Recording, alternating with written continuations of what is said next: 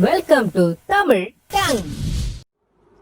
Hi, I'm Suchitra. I'm South Indian and I hate how every South Indian issue becomes just a South Indian issue because we don't talk about it in English. So this video is in English and it is to explain in graphic detail what happened to Jayaraj and his son Phoenix during this past 1 week in a town in my state called Thoothukudi or Tuticorin. This treatment cannot be meted out even to serial killers, and these two gentlemen were completely innocent, and this is what the police did to them.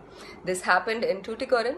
First, their knees were smashed with sticks or lathis. Their knees were completely crushed and smashed. Next, their faces were pushed against a wall and blows were rained on their backs and bottom till it ripped and bled. They were stripped completely and not even their underwear was spared. They were completely stripped naked and thrown into jail. The gates were locked, but we know for a fact that this is what happened behind the gates. They were taken to a spot where there were no CCTV cameras and steel-tipped wooden lathis or batons or sticks, batons or sticks were shoved up their buttholes several times. And there was also a great deal of torture and damage inflicted on their genitalia because eyewitnesses of the body have stated, they've said that both the genital region and the backside were completely ripped and mangled. Their chest hair was ripped out in tufts. And 3 times during the course of this entire torture, their clothes, their blood-soaked clothes were sent back to their house and fresh clothes were demanded and those would go back blood-soaked, and this happened 3 times.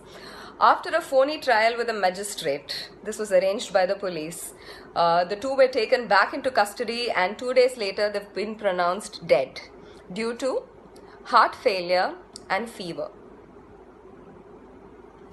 These were hardworking, lower middle class, Tamil speaking people. You're not. Please tell their story or share this one. Right now, 2 cops have been suspended and a few have been transferred. That's not the solution and that's not the answer and that is not justice.